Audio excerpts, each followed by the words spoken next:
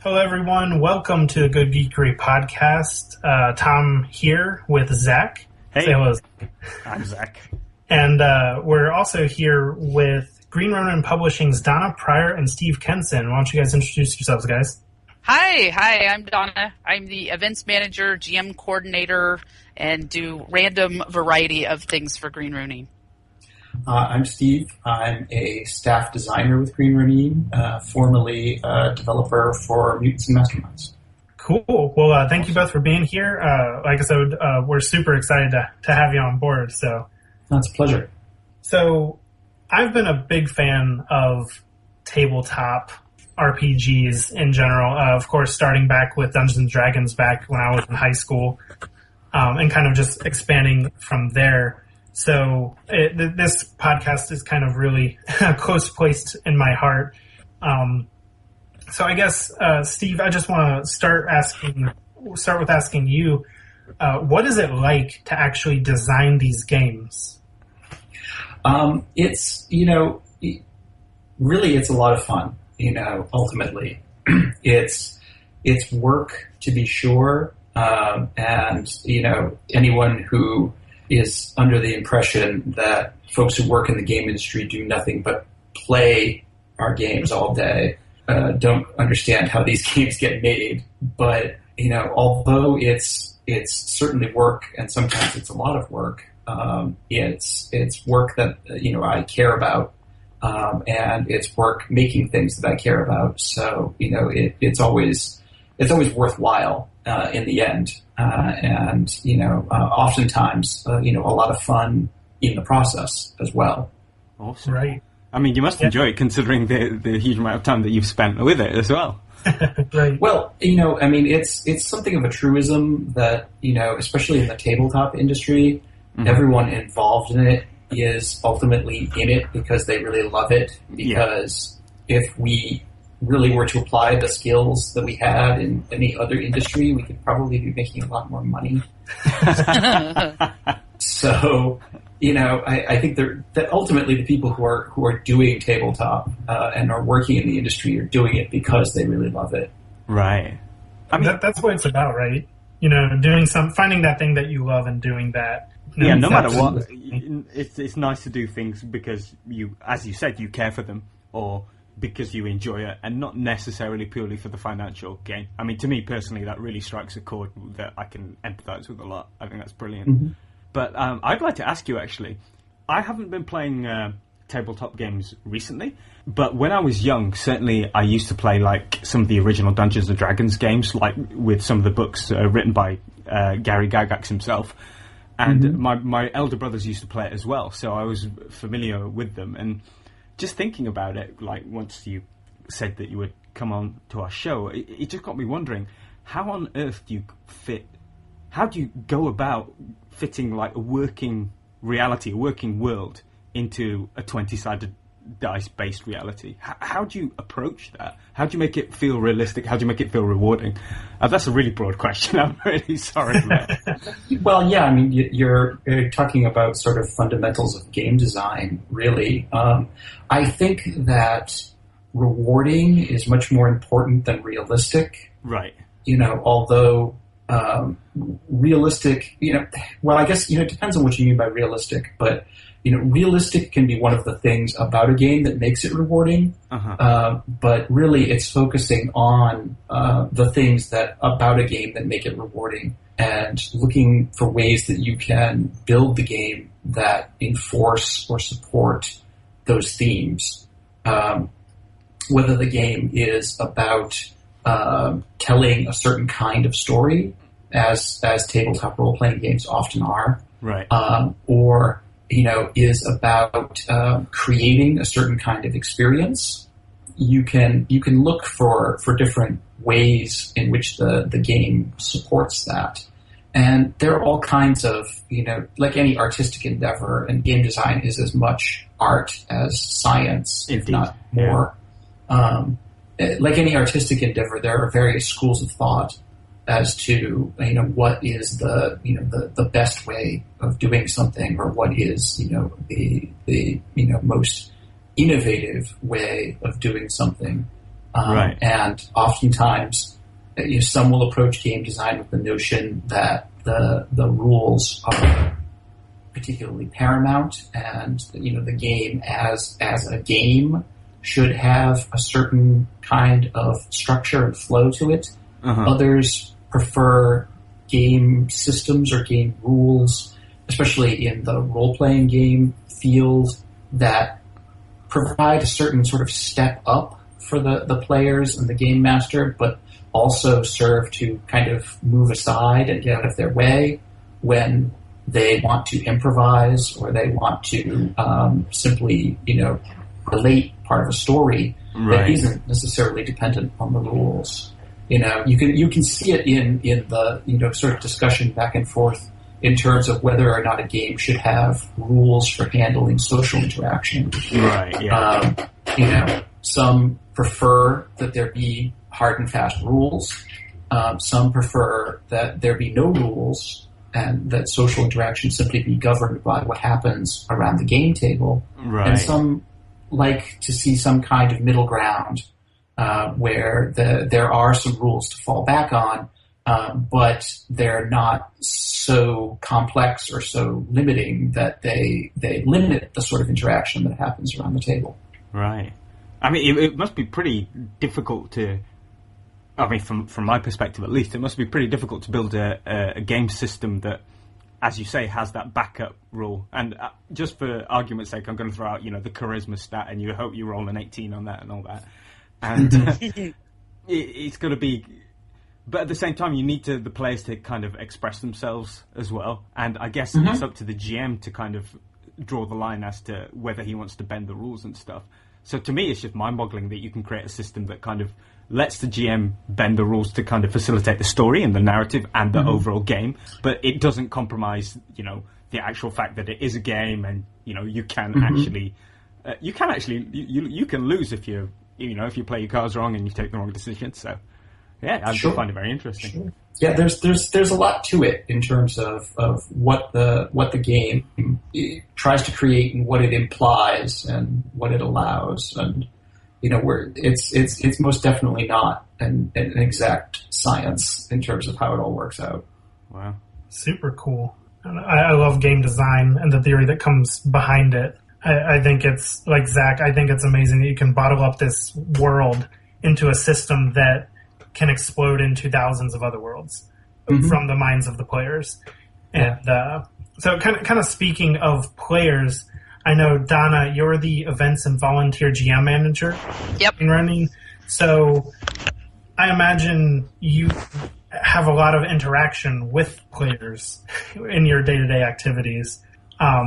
What's it like kind of seeing people playing these games that you're working with this company to develop? Yeah, you know what? My favorite part is actually the volunteer GMs that we have that go out and demo our games.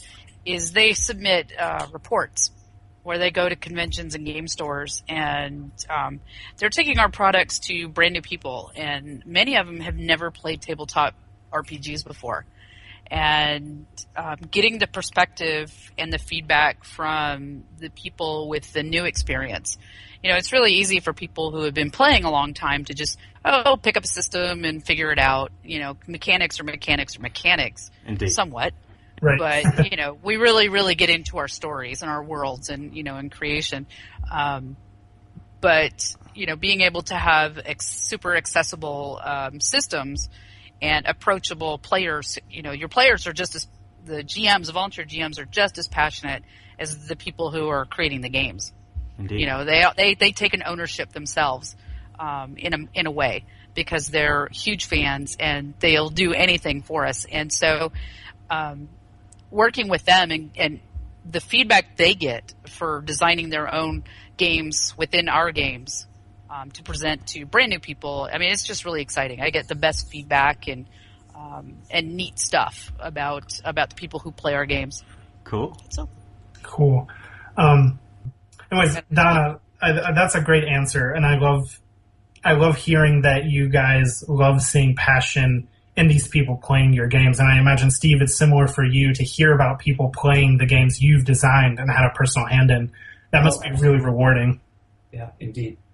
the very best thing, that a designer can hear from someone is, that, I had fun, with something you created. Indeed. For sure. I mean, I have to say, now that I'm thinking about it, I think there's definitely a certain elegance to tabletop gaming, because in my mind, because I'm personally quite into computer game design and the like, and of course with computer games there is an RPG genre thing, games like, of course they're no way as deep and they're very linear in comparison, but things like Final Fantasy, Suikoden and all that. And what's interesting is, because in those games, it's all dealt with by the mathematics of the programming. If you do one thing, then another thing happens. But I just find it interesting that in the tabletop gaming, there's basically infinite variables. It depends upon the player, it depends upon the GM, the world he wants to create, based in the structure of your rules and stuff. It depends on when pizza comes in. It depends on when pizza comes in as well. But I just think the tabletop gaming in many ways, to me, it seems more elegant in that regard, in that, I mean, I'm sure there are mathematical algorithms behind it, because after all, we're rolling dice here. But at the same time, it doesn't seem as hard-coded in like a computer game, because a computer game it's a machine running something, it's merciless. If you fail, you fail, whereas the GM, to propagate the story, he can bend reality a bit.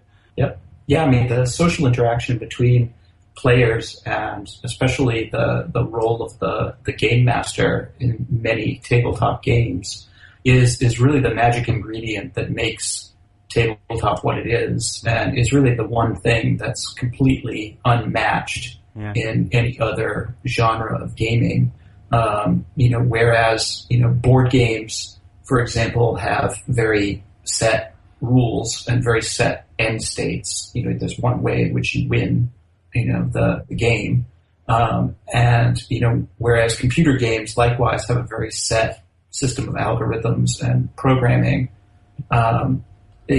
Tabletop games are still ultimately imaginative and are really all about the decisions that the players make at the table and the things that they come up with at the table. And so, they afford that option of, if the rules provide essentially an incorrect mathematical result, that would be terrible.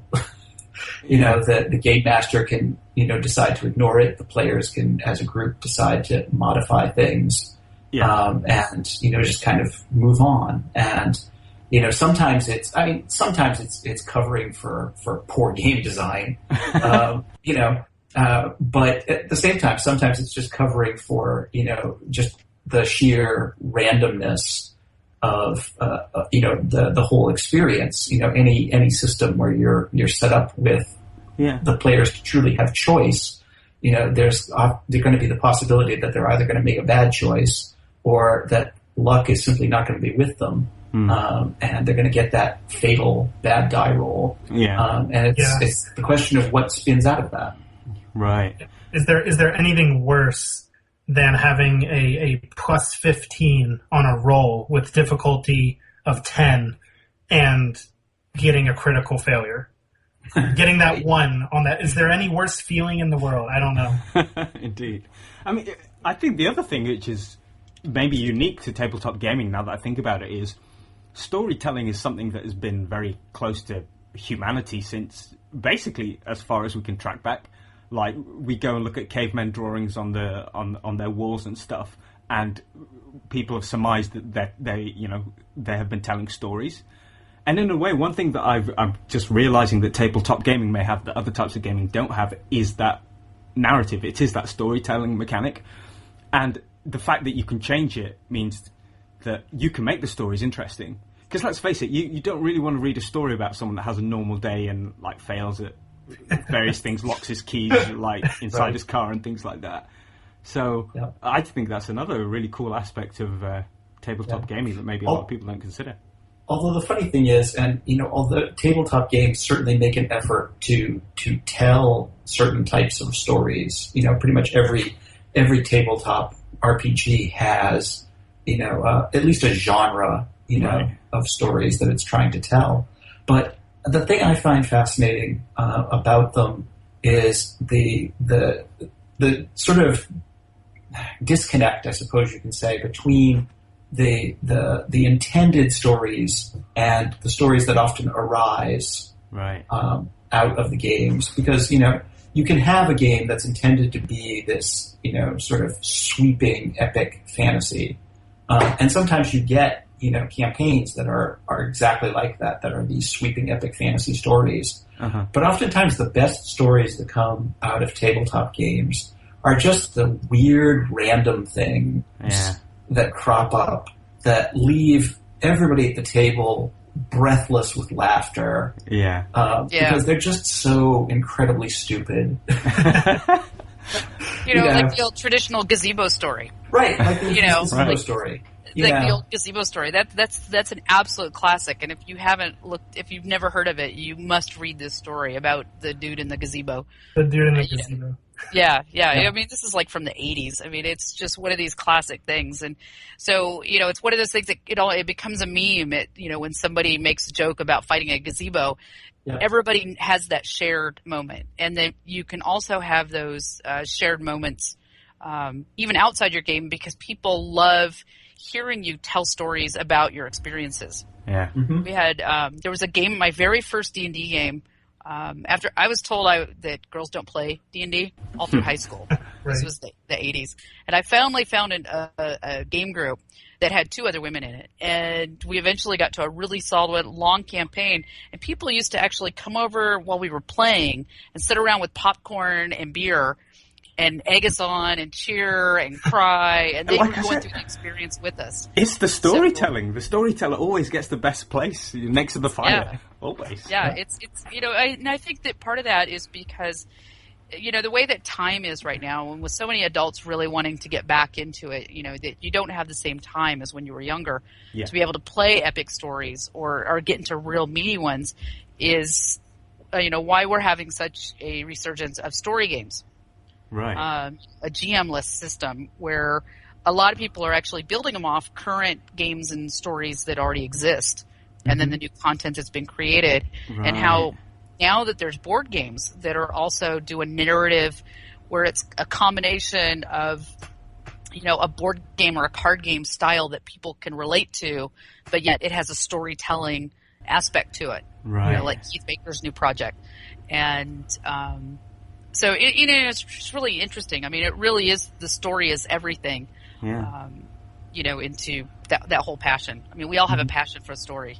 And like Donna points out, oftentimes the story ends up being, as much the sort of war stories that we tell, about our games as it is the actual in-game narrative. Right. Right. And what's even cool, and bouncing off that, is how social media, like my group, a couple of us, we're constantly tweeting, like when it's game day, I tweet my character sheet. And then everything I'm tweeting during the whole game session is like in all caps from my little halfling, cleric, and she's very, gung-ho and funny. And so I start tweeting and posting it to Facebook. But I also get where our GM will take us aside and, have side conversations like over Facebook and give you like a character story, and being able to do these things so you can keep your story going outside of what's going on at the table. Mm-hmm. You see, that is bring other people into it. Yeah, that is one of the best uses of social media that I've heard in a long time. That's actually inspiring me to maybe use Facebook and social media a bit more. I think that's awesome. No, I could actually chat you, Zach. Yeah, indeed. Yeah. So, have either of you played a tabletop game via Skype or similar sort of thing? So where you're not actually getting together in person? Mm-hmm. I have. No, I have to do it in person.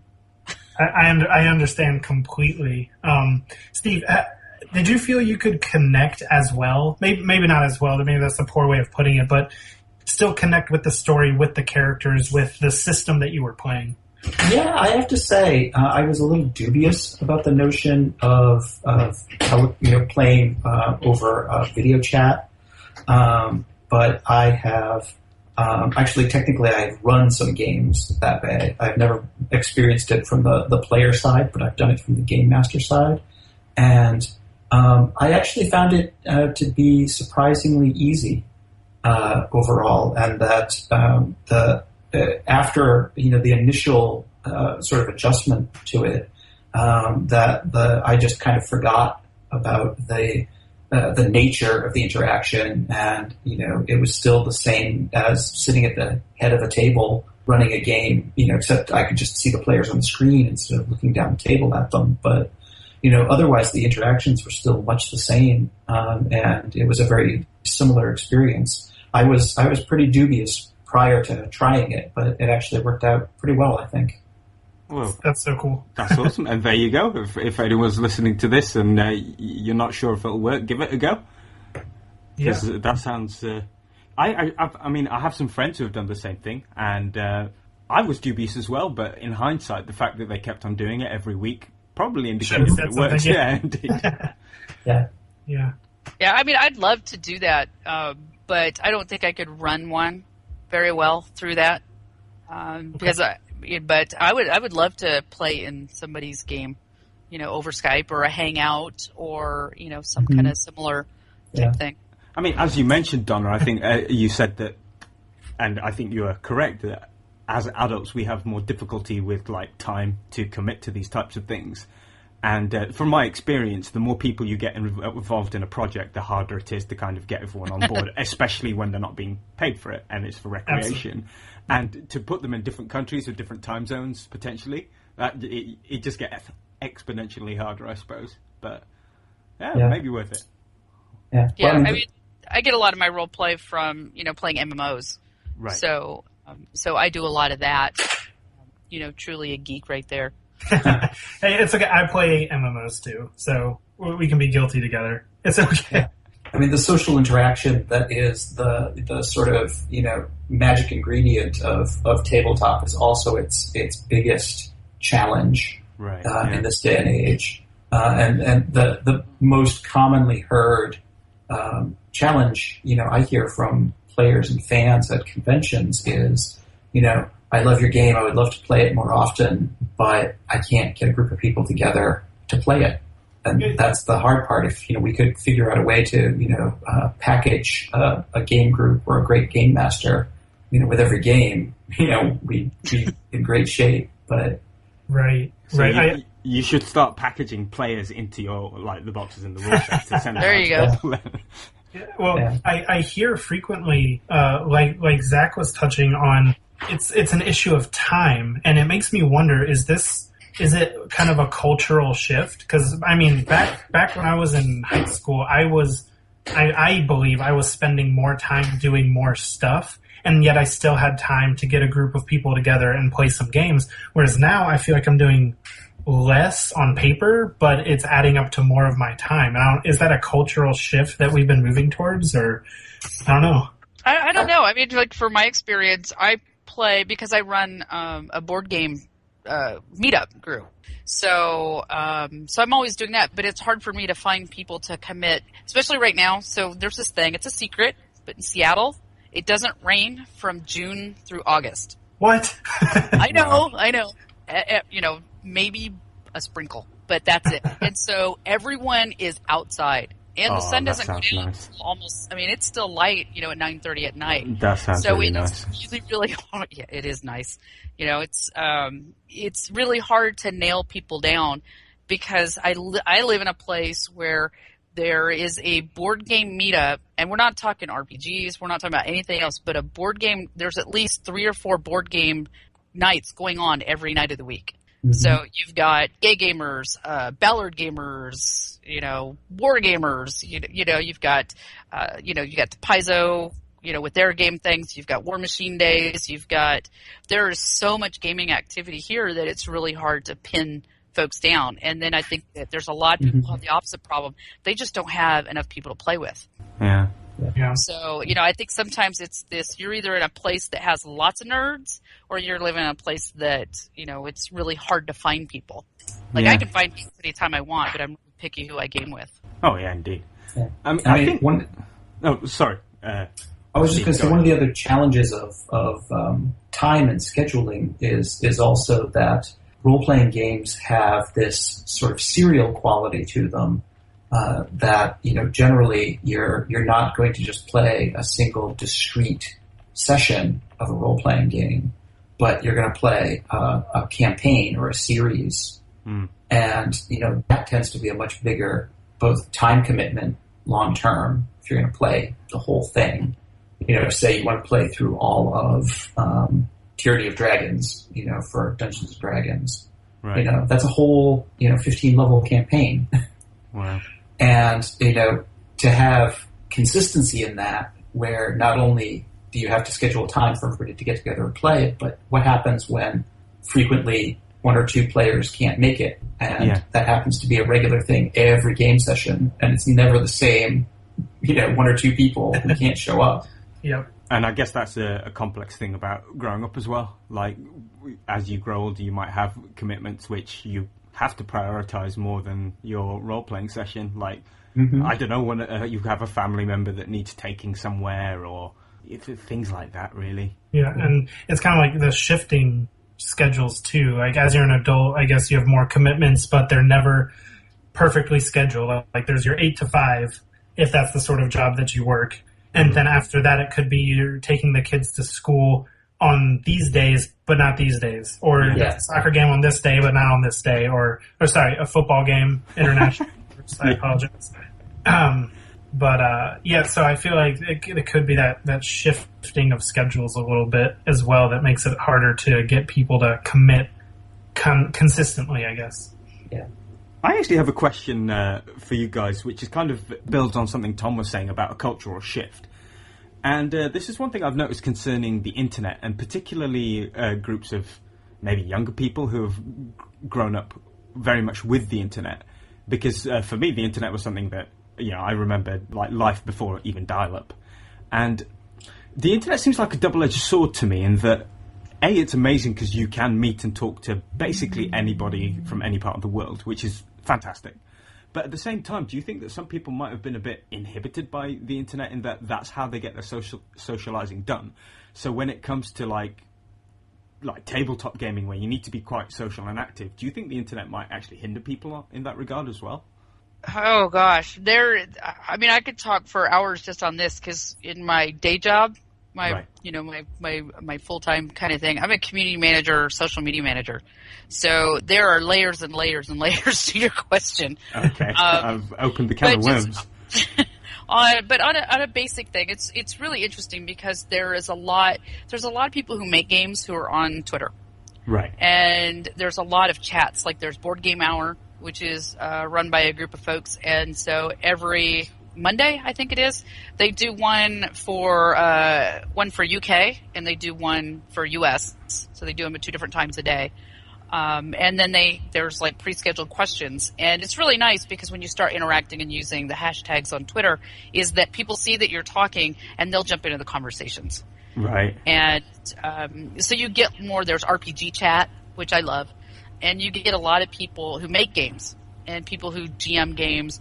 And there's always people that are looking for more games to play and things like that. So, but I've had downsides where, I work in games and everything I do is about games. And sometimes I get jerk faces that'll just say, well, you're a girl, what do you know about games? And, you're not a real, you're not a dev because you don't actually make games. And so, sometimes it's just, there are people who are kind of big jerk faces, but that's everywhere.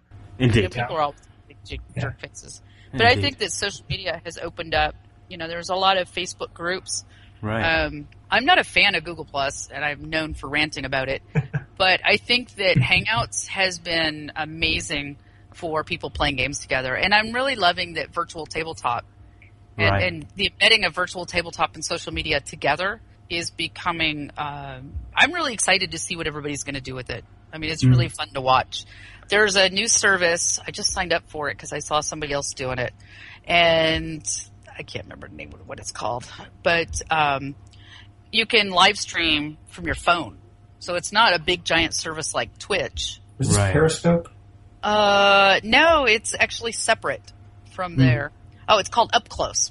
And so essentially you just kind of click and go, and you just start streaming holding your phone in front of your face, and some smaller indie games. that are doing like mobile games and things like that are doing that versus Twitch. Right. That's pretty cool. That's awesome.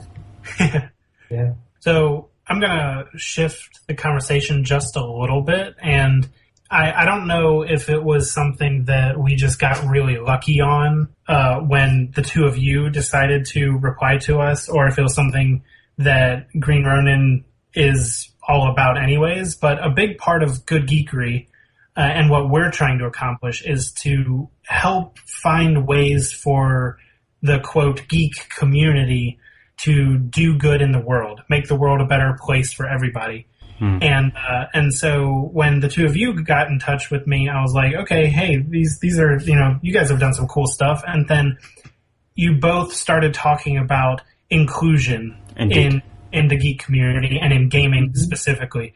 And I was like, wow, that's exactly what we're talking about. I mean, inclusion is probably one of the words that we look for when talking about Geekery in the first place. Like, just trying to bring everybody together and saying. And so, Donna, I'd like to start with you because you already mentioned that you organize a con. And so I know that the mission of your con is directly related to inclusion. So I'm going to start with you and ask you if you would like to talk a little bit about it and your perspective on inclusion in the geek community and the direction it's going. Sure. So, OrcaCon was, and the reason why it's called Orcas is because it's a Washington thing. So, until I actually was talking about OrcaCon out of state, and somebody said, "Why Orca?" And I was speechless because it's an icon of Washington. It really is. And when we're fundraising, also any of the charity stuff we're doing is to the Orca Network to help orcas and save the orcas. And but anyway, so as I talked earlier about like with D&D. I was told that, girls don't play D&D. I could do all the geeky things in high school, and we're talking like 81, 80 back then. And but the boys wouldn't let me play with them. They're just like, well, this isn't for girls. And I believed that for a long time. And I would go into game stores, and I was never felt welcome. Either that, or you would get those people that were a little like hands-on. Right, yeah. You know what I mean? It's like, oh, it's a girl, it's a novel. It's a girl, yeah. And I was like, ew, gross, get away from me. Indeed. And, and it never got better. And so, like the first time that I walked into a games workshop, who's notorious for not being open to women and people of color in their stores, or into their gaming communities, and I don't mind saying it at all, naming and shaming. But he used to ask me, are you shopping for your dad? Are you shopping for your boyfriend? As I got older, and I still get this when I go to game stores sometimes, is are you shopping for your kids? Because now that I'm old, right? Are you shopping for your husband? Are you shopping for your kids? And, that whole thing of not being taken seriously is just, it's just really... It really stings for a very, very long time. It's too much, really, I still get that. It's still hard, and I love being able to. I've been kind of raised really nerdy, so I don't really listen to people sometimes. But that whole thing about girls don't do this, girls don't do miniatures. But now I play War Machine because Privateer Press is awesome. Yes, they are. And so all these years of all this stuff, and I meet people all the time. They're like, "Oh, I wish I could play this game. I wish I could learn how to play this." And it's harder for RPGs because people will try to join an existing gaming group, and that's really hard for a lot of reasons. And the number one is that, as we talked earlier about the stories and the shared experience, the war stories, is that you're left out of that. You don't know all the in jokes. Yeah. Right. You also feel guilty. People do not like to feel stupid. And Indeed. You feel like you're holding everybody back because you don't understand the mechanics. You don't understand the world. I got lucky when I first started playing because I started playing first edition, and I was just handed a bunch of Forgotten Realms novels. Like Crystal Shard, the very, very, very early ones back in the late 80s. And so I had a lot of source material I could sit down and read before I even started playing. Right. But not every game group is like that. I've been to game groups where, hey, we're looking for another person. Oh, I love Call of Cthulhu. I'd love to go play. And I know that Call of Cthulhu can get really dark, but there's also a point of consent, not only to the player, but to the player's character. And so I've been on the receiving end of too many times where they were looking for a female player to play the healer or to play whatever, and then the GM or other players put your character in a non-consensual sexual situation. And this still happens today because I talk to girls and women all the time. You know, it's really hard. You look around at a game store and so OrcaCon really, we have a local game convention called Dragonflight, and it's really nice, and they're really fun. They've been around for almost 40 years. But you go in there, it's 99.9% straight white dudes over the age of 35. And that's not bad. That's just what it is, right? Right. Because that's just what it is. And so I wanted to create something that, welcomed everyone. Because it's not a newbie-friendly community, convention, and most of them aren't. You know, if you don't know what you're doing, you don't know that you have to sign up for games. You don't know how long they're going to take. Yeah. Is the game open to newbies, or do they want you to already know how to play? You know, things like that. And I think that in general, we, as players and in communities, we don't always reach for the new people. Yeah. And and help them. So that's the point of why I started the meetup group before I was doing the convention. Was this is board game and beer geeks, so we meet in a pub, right? Which is nice because everybody's at a pub, and so if you're new to beer and you're new to games, we'll teach you about both. I love it. And so we've got a good cross section of people.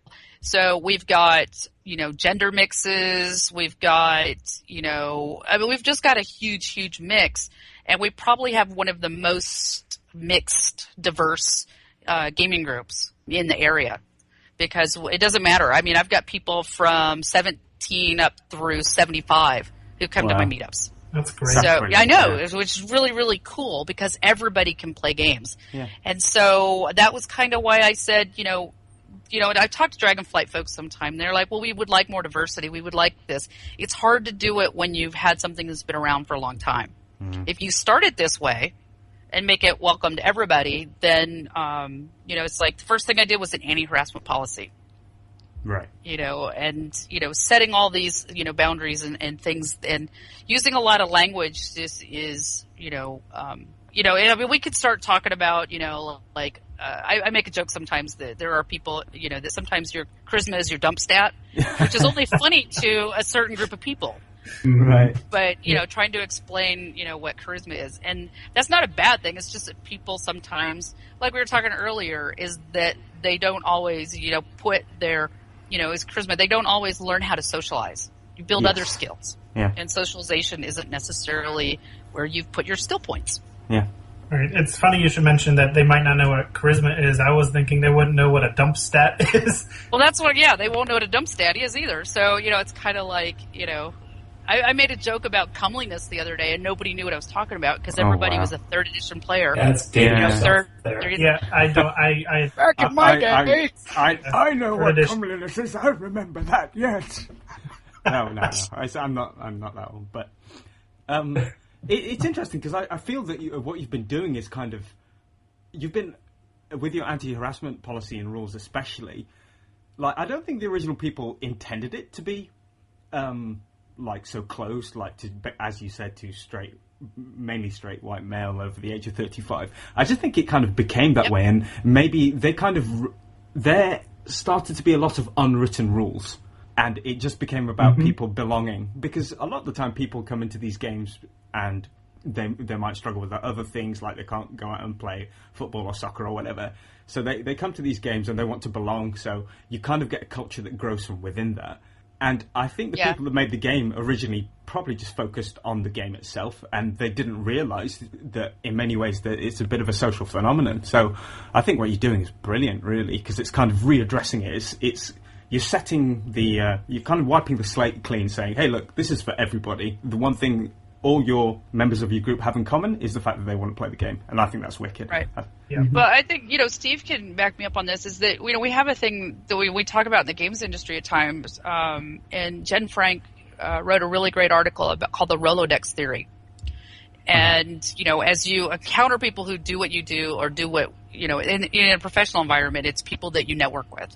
Yeah. And, you start that when you're younger, and you network with people who are like you. Mm-hmm. And so as you go on, it's that you are not surrounded by marginalized voices and marginalized people. Yeah. And so when you're like, oh, I need players for a game, you go to these people. You don't know people don't know how to look for, to bring diversity into their game groups and things like that. So that's why I like the work that Steve does with the Gen Con panel, Queer's a Three-Sided Die and things like that. It's a lot of, bringing the voices out there for people to see and people to say, oh, there's more people like me, or how do I make, safe spaces for people? Right. Yeah. Well, that's one of the things about the issue of inclusion is that the exclusion more often than not is very unconscious. Yeah. There, in my experience, there's a small segment of, like Donna says, there's a small segment of people who are just, difficult. Bad apples. Yeah. But for the most part, most people don't even realize that they're excluding people because they're just, not acquainted with the whole process of that anyone is being excluded. The challenge with marginalized people is that they're often invisible. Yeah. And that there's not even an awareness that they need to be included or invited in as part of the process. And so increasing visibility and awareness is one of the first steps in the process of making, a community more inclusive. It's just really making everybody aware that there's a problem in the first place and that there's something that needs to be addressed. So, on the mainstream side, it's saying, hey, you're excluding all of these people. Are you aware of that? And some people naturally bristle a little at that because it's are you accusing us of something? Yeah. And it's, no, I'm trying to make you aware of something. There's a difference. Indeed. And, on the sort of marginal side, it's the process of saying, hey, you're not alone. There are other people like you, and there are plenty of people who are not like you who are still really cool and would love to have you around. And being able to sort of work all of that in together so that people can be together in the same space. When I was a young gamer, first, really heavily into tabletop in high school, I was so deep in the closet that I could see Narnia.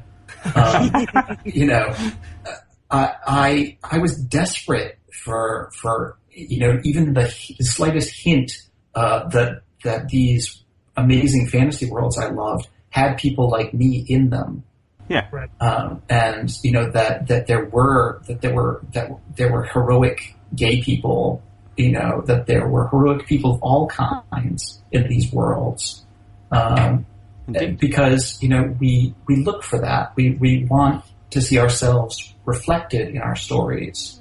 And so I know just how much people who feel marginalized just thirst for that. Yeah. And, it's easy when media in general caters to you, and you're part of the majority that, you see yourself reflected in media everywhere.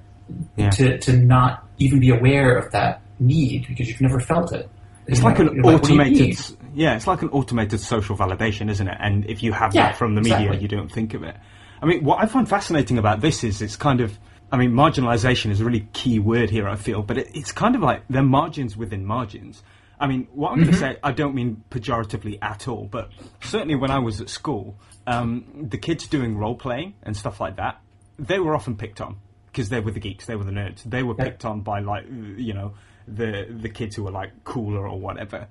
So, and when people kind of come together, I don't want to say it's like protection, but they kind of do. They group together, they play their game, and it's their thing, it's what's familiar to them. So it's kind of ironic in a way that they're feeling marginalized, so they want to protect what they have with the people around them that they know. But by doing that, they inadvertently exclude other people who would love to belong, but they're kind of excluded maybe by fear more than anything else, but kind of innocent fear of those guys just wanting to protect themselves as well. If that makes any sense. No, I mean, geek culture has a long history of marginalization. I think that in some ways it's even become kind of enshrined in geek culture. The whole notion of geeks being marginalized, even to the point where I think that some kind of cling to the notion. Well, we're marginalized, and it's like, well, yeah, and like you said, there are layers of marginalization, and it's not an on or off, switch, as far as that goes, just like there are layers of cultural privilege, there are layers of cultural marginalization. Yeah. And that gets into a much sort of more nuanced discussion of it. But it's really seemed a little bit that kind of the idea that you are a geek over the course of just the past 10 minutes or so, or not 10 minutes, 10 years or so. Mm-hmm. It's kind of gone from being this kind of stigmatized thing to say you are a geek to, hey, I'm a geek, and everyone's like, yeah, so what? I am too. Yeah. And it's gotten a lot more popular, I guess. There are t-shirts about it. Well, that's where you get into sort of the weird tribal, fake geek thing, in terms of, because, geek pursuits have become so much more mainstream, and, now, it's like, oh, well, yeah, I'm a fan of Game of Thrones, so I'm a geek. Yeah. And, it's like all forms of identity, it's self-declared. So if somebody says they're a geek, that's what they are. Yeah. But you get into a lot of, well, you're not a geek because you're not into this, that, and the other thing. And, in my day... I have the first edition monster manual and all that. Right, and you get into these ridiculous contests about whose geek cred is more valid than whose, right? And who gets to judge that. Yeah, gatekeeping. I mean, that whole thing. The EP. It's just terrible. I mean, why can't I don't remember who said it originally, but I say it all the time. Is that it's okay to not like things. Right. And it's the same thing is that, because I hate it when you're really excited about something and people just kind of crap on it. Absolutely. It's like, it's okay for it to not be your thing. Just stop crapping on what everybody else loves, By the same token, it's okay for other people to like things that you like. Yep. Yeah. I mean, oftentimes the reaction, instead of celebrating and saying, yay, more people like the things we like. Wow, superhero movies are popular. Yeah. And Hollywood wants to make them as fast as they humanly can. Wow, 10-year-old me would have been unbelievably thrilled by that. Indeed. But, instead you get, the sort of gatekeeping of, now that it's popular, it isn't really geeky. Because geeky things have to be marginalized and they have to be hated. And, I liked it before it was popular. And, right. And really what geek is passion in our view. Right. Yep. If you are a geek, if you're passionate about something, anything, you're passionate about music, art, writing, video games, whatever that passion may be, you are now a geek and you are in this community. Yeah. And I feel like kind of going back to OrcaCon and how you guys talk about how, there's no gatekeeping and there's no gatekeeping in your meetup. And what I view that as is, rather than no gatekeeping in the positive light, it's kind of an open door policy in a way. And saying, everyone's welcome and you actively encourage everyone to come in. And is something like that, this idea of an open door policy into the geek community at large, is that something we can do individually and within our groups to kind of draw more people in and make it more okay? Absolutely. Yes. That's the nice thing. Why I like playing, things. I mean, it's really great to do like free RPG day and play RPG in public and play a game in public. But it's fun to do those every single day. Mm-hmm. Anytime that you're out, and whether it's throwing down love letter, which is really easy. My husband and I, we grab magic cards and we play magic cards we play magic everywhere casually, and people are always like, "What are you doing?" "Oh, I don't know if I could do this," and we're like, "Yeah, come on, sit down." That's so cool. And and that's all it takes is on an individual basis is sitting down. I've got hundreds and hundreds of games, and I carry games in my car. I carry them with when I go anywhere, and people are always interested, and there's so many people who really, really, really want to play games, but they just need to be told they can. Yeah. And I think one of the reasons why I start my own meetups every time I move, every time I go somewhere, I start meetups because I've been to meetups and I never know who the host is, and everybody already knows what they're doing. They already know each other, and you don't really feel welcome. That's awkward. So it happens in the same. It's even harder in game stores because there's a lot more competition. People are a little bit more competitive in the game store. The nice thing about doing it at a pub is that socialization is first. Yeah. So it's much easier to bring people in. Here, have a beer and watch our game. We'll answer any questions, even if people don't want to play. And just, we do that whenever we play D&D in public. It doesn't matter what we're doing, but people will just oh, this is really cool. Obviously, you can't do big giant ones like if you go to a pub, but you can do a nice short adventure. You can do, some really fun kind of things. And just, when people are around, be aware of, one of the things that people in general don't do is be aware of their surroundings. That's why we all get frustrated with each other in traffic in the grocery store, is that people are not aware of, they have a bubble around them and they don't look outside of it. And I think that if you really, really want to welcome new people into the hobby and to keep it from stagnating, is that when you're out there and you're doing something, is that you're making eye contact, you're looking around and you're inviting people. Yeah. You're just hey, how's it going? And most people will just say hey. And if they stop, then just say, well, why don't you come in and have a seat? Yeah.